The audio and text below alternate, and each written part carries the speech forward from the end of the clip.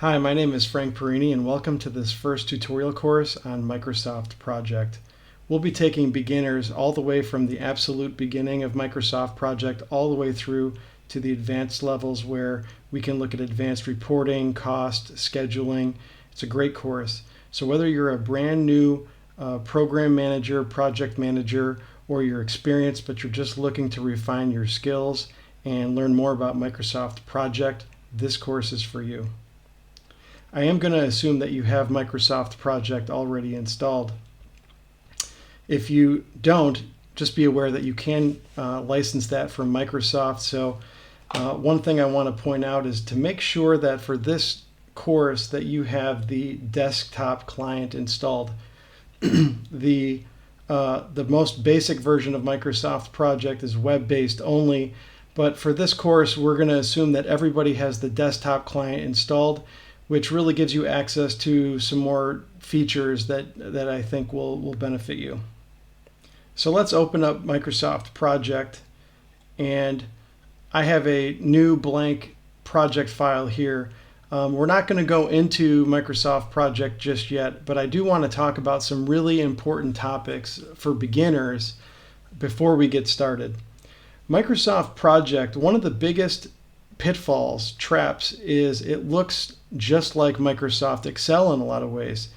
You can see that we have columns, we have rows, we have a spreadsheet looking thing on the left, we have a chart on the right, but even the color scheme of Microsoft Project is green, and I think that really causes a lot of people to think it acts like Excel when it doesn't.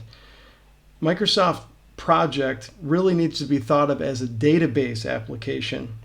The way it handles, stores, manages data is much different than Excel or other spreadsheet applications. The data is more akin to a database, and what we're looking at is just a representation of the database that allows us to easily access and manage the data. Even things as simple as copying and pasting don't work the same in Project as they do in other applications you might be used to, like Excel. So please keep that in mind, because it'll really change the way we learn the application. We're not going to be just entering data into a spreadsheet. We're going to be entering data into a database that has a scheduling and a cost engine built into it. And that will help us perform our project management activities better. Another thing that I really want to talk about is I'm going to encourage everybody to actively follow along, but you might get stuck on a different screen than I'm on. So one of the most important things is this view button here. So if we click on the task, and there's the task at the top, and there's a Gantt view button on the left hand side. There's a little arrow there, and if I click that arrow, it opens up this drop down menu which has all of the selectable built-in views. Now it's really important that you know how to do this, because if you're stuck on a different view than I'm on, it would be very frustrating for you to try to get back to my view. So for example, if you were on the timeline view or on the resource sheet view, you can see those look a lot different, and it's not intuitive maybe at first on how to get to the other one. So make sure you're aware that you can change the view very easily by clicking this button here and selecting the view. I will make a note of during the course, every time I change views, and as I'm actively manipulating data in different views, I'll make sure to tell people which view I'm in, and to make sure that you're on the same page as I am so that you can follow along and get the most out of this course.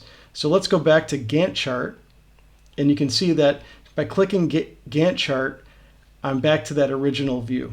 Now, one of the things that is interesting about views is it looks like I'm on a different database, or I have different set of data in front of me.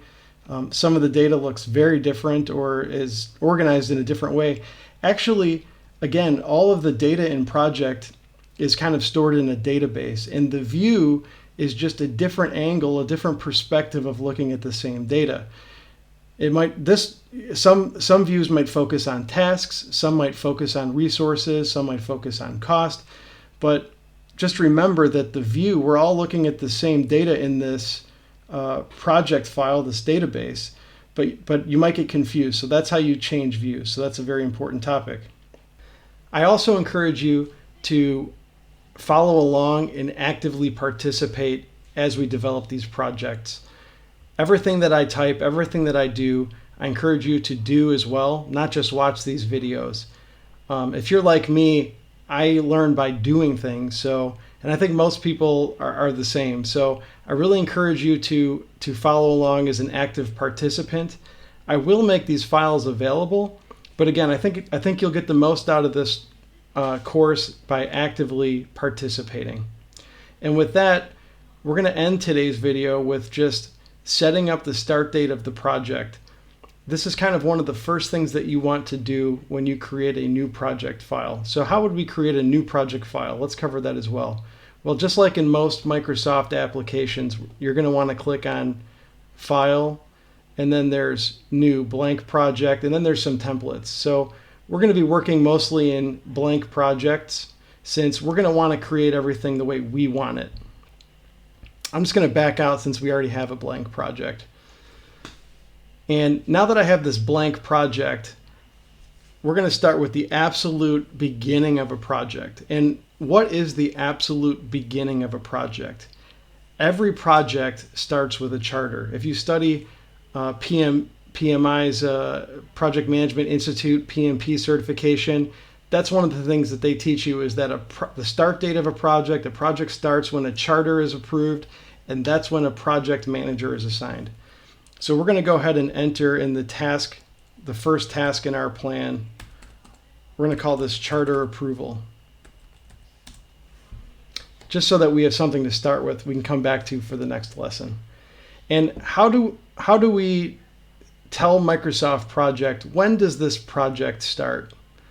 Well, you might think that I just go in here and I put the start date for this task, but actually the correct way to set all of the information for this project, it sets all the scheduling and planning, is to set the project plan, the project information, the project start date. So we're going to go to up on the top here. You might still be in the task view. You're going to click on project information button, and it opens up this dialog. And in the top left, you can see the start date, which for me today is November 17th. This is the date that Microsoft Project assumes everything in the project plan starts from. So all of your scheduling, everything is built off of this date. So you want to make sure that that date is correct. Now that date doesn't have to be today. That date could be in the future. You could be setting up this project plan for a project that's going to start next month. And in that case, I might choose December 1st and hit OK.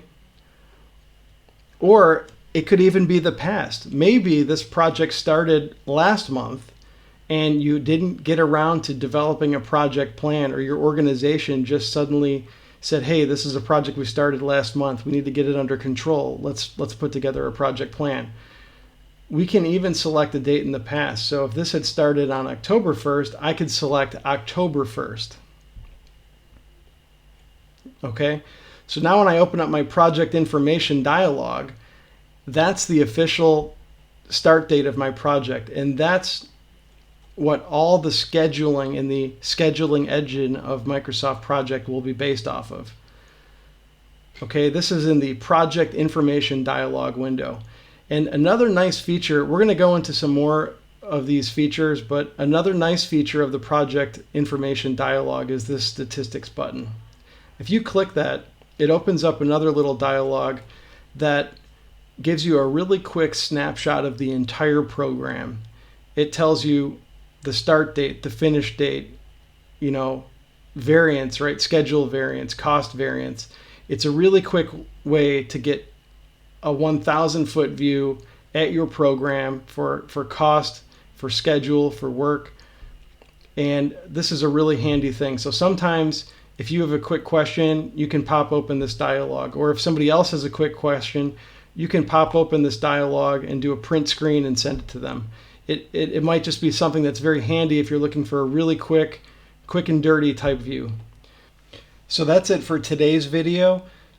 Starting in our next video, we're going to start looking at work breakdown structure, best practices for work breakdown structure, and how to start implementing those into Microsoft projects. So stay with us, and we'll see you in the next video. Thank you.